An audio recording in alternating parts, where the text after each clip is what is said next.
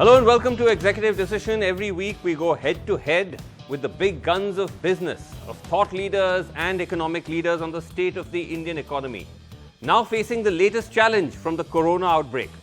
Joining us is someone whose global businesses give him an overview of the world and of India. This is Anil Agarwal, Executive Chairman of the multi-billion-dollar Vedanta Group. He's often referred to as a mining tycoon because he's got interest in everything from metals to energy, spread across the world from India to Africa. Anil Agarwal ji, thank you very much indeed for joining us on NDTV. Normally, of course, you are based in London, but you happen to be here in Mumbai to speak to us. Now, Anil ji, if I can just start by asking you that even before this corona outbreak, the Indian economy was already heading towards a slowdown. Now that we are fairly deep into the outbreak, what kind of impact is this going to have on our economy, in your view? Yeah, everybody is assessing. Thank you very much, first of all, Basu. If you look at the whole world has ups and downs and turmoil, and people have no clarity what to do. As far as world is concerned, I can see the way America, England, everybody is taking in the front end to fight this. And I have no doubt, I've seen the $1 trillion has been offered for the loss which business will make by the President Trump. $350 billion has been offered by our new Prime Minister in UK. And we saw yesterday how our Prime Minister has come. The way he is coming forward, I think I really appreciate the way he has come forward to seal the border. He's been very proactive to handle this, which is very, very evident. And he also said that he is going to, under the leadership of Finance Minister, a committee to be formed to assess what is the loss the business side is doing and how they can help the business to continue. There is definitely worldwide, nobody knows again, but definitely the blizzard, the loss is going to be phenomenal. Loss is going to be phenomenal. This is not going to be the same world. The thing will change, the company will change hand, a new way of approach of doing things will happen. I see that the Indian doctors has taken a huge leap. I saw Mr. Jha, who headed the Ashish Jha, who is the head of Harvard Medical Institute. He's taking a leap. The Indian doctors are important. This time something Anil ji, just the role. Anil ji, just a second. If I can just jump in, I think you're right about, of course, the role that Indian doctors are playing, and that's something also worth noting. But I just want to focus a little bit on what you said. You said that the losses are going to be huge, and nothing is going to be the same again. That's fairly significant. But to the specific point about what India should be doing, you mentioned the billions of dollars that have been committed in the form of stimulus by both the American president as well as in England. While the Prime Minister did, as you mentioned, refer to some kind of economic think tank or council, India has still not committed funds. Do you think it's important that India also commits funds to offset the impact of this on the economy? If you see the Prime Minister's speech, he has specifically said about it and said under the Finance Minister, he set up the committee. And I have no doubt the committee is working on it. And they will not leave anything. We are not as rich as America or England, but with whatever within our means, I think they will not leave anything unturned to support the because economic condition is only condition which will take forward. One other thing the Prime Minister also said is that he also appealed to businesses. He appealed to business leaders, in some ways business leaders like yourself, to say that it's also important that business leaders take care of their employees at this time, because there could be perhaps potential job losses. There could be people who are temporarily either laid off or they have medical leave for which they're not able to come in, and so on and so forth. And he asked everyone to do their bit. So From your own perspective, I am assuming that Vedanta Group employs many thousands of people around the world. I don't know what the exact figure is. Perhaps you may want to share that with me. But yeah, we have about 100,000 people directly, indirectly involved. 100,000 people around the world. So will you be taking any steps to give them job security in this time? We will do everything. First of all, there is nothing more important than to protect and safety of our people. Yes. If you see, Vedanta start with the safety. So I have assured, I have gone personally, I have written letter to make everybody sure that whatever way they can protect themselves, they are free to do that. Right. And not me, whole world has come forward. And of course, we cannot start calculating now what will be the loss and profit. Right. This is the emergency time. Right. And I urge all my other fellow companies to make sure at this point of time we support our employees. Okay, that's an important... Going forward, a time will come when we'll evaluate what are the losses. Government has come forward, whether we restructure our business. I'm definitely looking, the bank is a big support. Okay. And bank has almost, bank and the bond holder has the big, about 67% of money, and they have to do some rework the whole thing, where at least 30 to 40% they have to give some extension of their loan or some relief in their interest, and that will be a big leap. And I think banks are also thinking on those lines. Okay, so banks also will be called in to play an important role. But let me ask you, Anilji, that look, Vedanta Group itself, the numbers I heard you mention in an interview towards the end of last year, seems to be doing well. You posted turnover of about $16 billion last year, $5.5 billion profit. Correct me if those figures are, wrong. But broadly, I'm assuming that those are the figures in the ballpark. But India itself, as I said at the outset, has been slowing down. Now, what, in your view, are the mistakes that we are continuing to make that are still hampering us, particularly in the area which is of your area of interest, which is mining, energy? Yeah, but see, resources. India has the phenomenal potential. I have always said India has a phenomenal potential. India should not import. We are importing the oil, we are importing the gold, we are importing the coal. I have always said millions of jobs being created outside India to produce this. And India has the best geology in the world, and we should produce this here, which will reduce our import bill to $300 billion or more and create millions of jobs, which is very important. And for that, government has initiated and government has passed in the cabinet that they are not revenue minded, they are production minded. Okay. And what they are doing is ease of doing business, which they have accelerated. And ease of doing business is the forest clearance, is the most important. Yes. I have a feeling the world does not want India to produce. India should remain as a dumping ground. And we as a nationalist, we are very, what else I can do to make sure that India... So what is the problem? Eradicate poverty. No, but Anilji, what in your view, what is holding us from your idea that India needs to mine its own resources more rather than import coal, rather than import oil?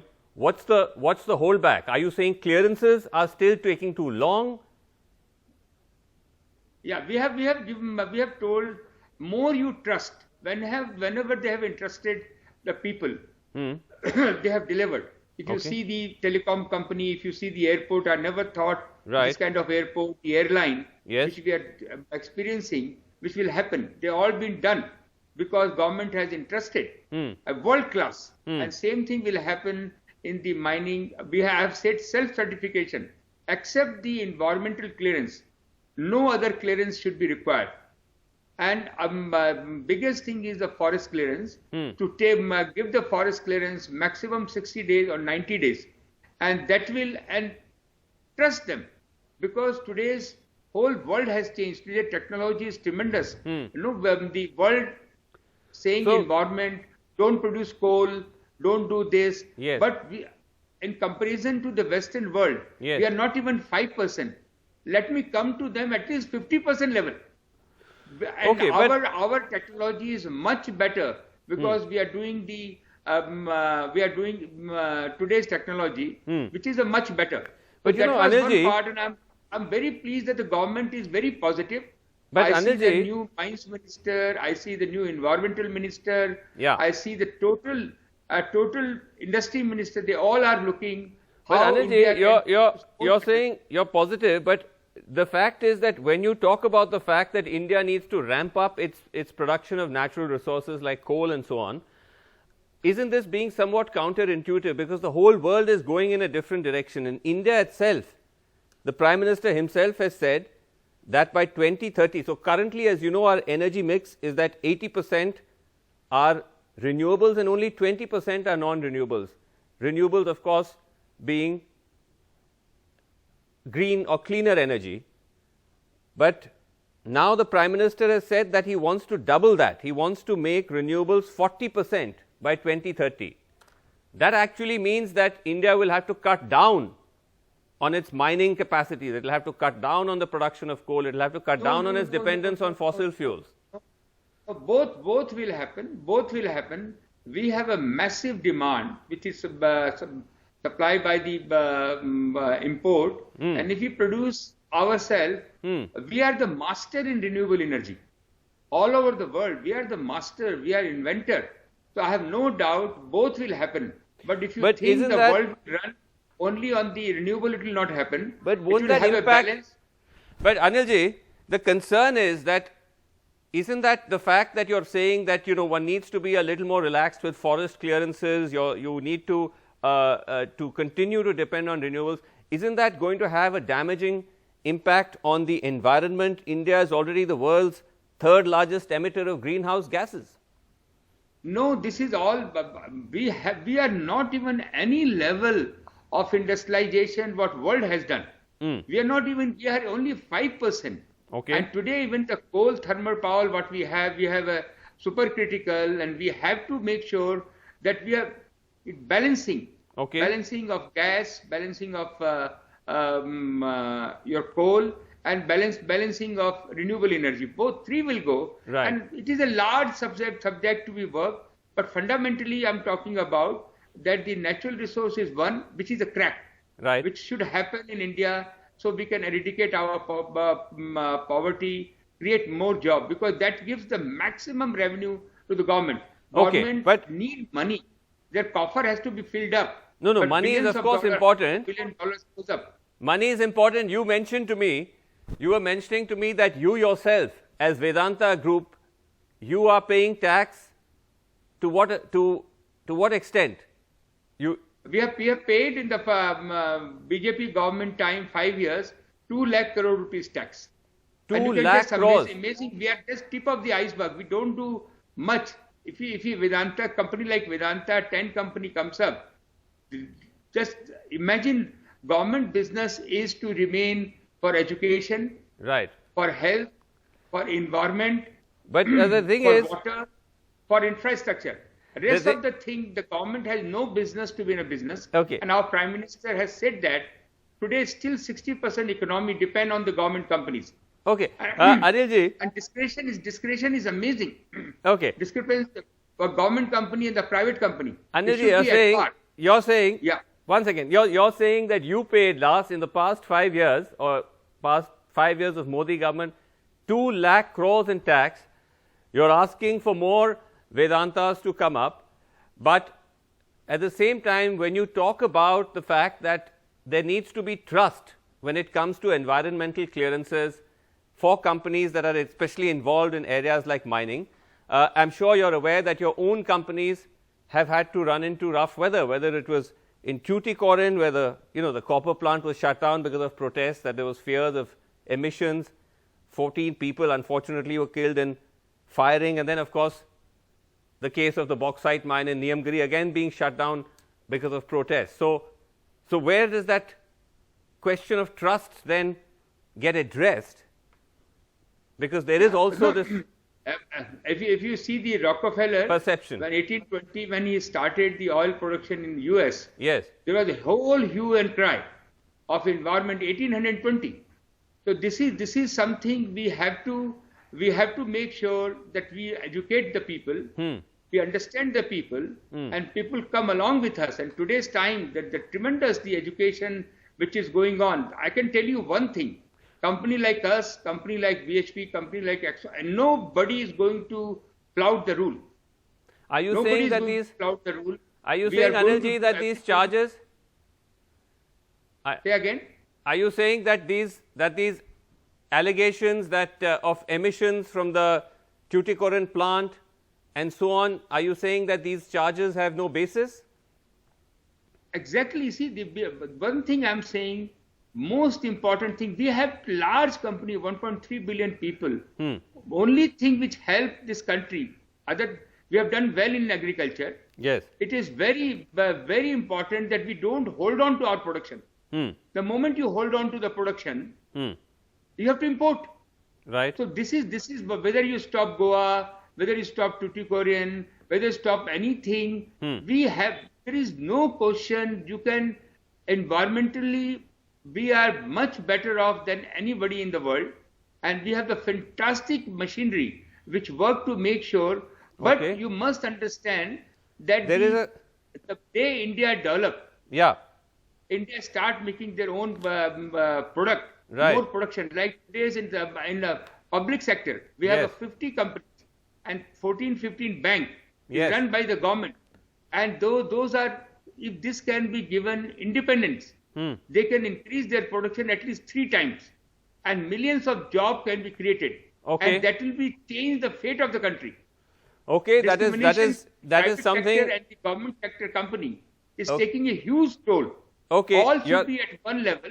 Okay, and government has no business to be in a business. Okay, either corporatize or privatize. Okay, well, that's a very strong assertion by you. Of course, there may be others who may have questions over whether that is the sensible path to take. But let me ask you this, though. There is no other way. There is. Okay, you're saying no other way. But Anilji, tell me. Vasu, there is. If you any democratic country. Yeah. There is no government run their business. Okay, Anilji, but tell me this: that you. We are fortunate. We are fortunate that these companies are with us. And we can get trillions of dollars by making them corporatized. Okay, but Anilji, tell me something though, that you are someone who is a very strong believer in India. You have a lot of faith in India, but at the same time, you moved yourself and you moved your businesses to London many years ago. You live in London, you listed on the London Stock Exchange. Why is that? What? Yeah, see, I always said that I am a man on the street. I've come from Bihar. Yes. And I lived my whole youth in Bihar. Yes. I came to Bombay, and I needed fund, and my valuation was not there. I was not getting fund from the bank. I went to the England, listed my company. This BJP government itself supported me at that point of time to list myself. And then we have raised $40 billion and come back to India, where the largest investment, whether to invest in the oil, in the cane, whether to invest in the aluminium, whether to invest in the Hindustan zinc, whether to invest into iron ore, whether to invest in the steel. So this is, see, we are the people with the passion. We are the people with the passion. Okay, so you're saying that at that time... This is only not me. No, but hold on. You're saying, Anilji, at that time... Okay, but at that time you said, at that time, I'm assuming this is sometime in the 90s when you went, you're saying that in India here, you were not getting that kind of valuation, you were not getting that kind of support. When, as you said, someone with your humble origins, you went to London, you went to England, and there you got the valuation, and you got the funds which you were able to raise and come back here and invest. And that is how, in a sense, the journey began of Vedanta. But today, as we are just running out of time, today, do you think that the environment has changed? Do you think that an Anil Agarwal can start a business here in India and get that kind of valuation, or are banks and financial institutions still very, very wary? I can tell you one thing. This government, this position, you don't need a godfather. There was a time where you need a godfather. Okay. You need somebody to make a call. Right. This point of time, if you are feasible, right, bank will entertain you. They will not ask your background. Okay. The government will give you full support. Okay. And if you want to take over, today is a great opportunity because a lot of companies going into liquidation. ISB process is on, liquidation process. 800 company, maybe more company will come. I'm saying all the entrepreneurs. That's an interesting view. Anilji, that's an interesting view. You're saying this is a time of great opportunity. We're actually going through a slowdown right now. But I mean, perhaps there is a saying in the market that you buy when it's down and you sell when it's up. So maybe that's a mantra to be remembered. But thank you very much indeed. Apart from that, if you see 15 top company in the world, yes, 10 people are CEO of the companies are Indian. Right. If you sit down in the Bloomberg channel, 40% of the people, either the anchor or the people who are doing the interview are Indian. Okay, so well that's soft. Okay, that's an important statistic.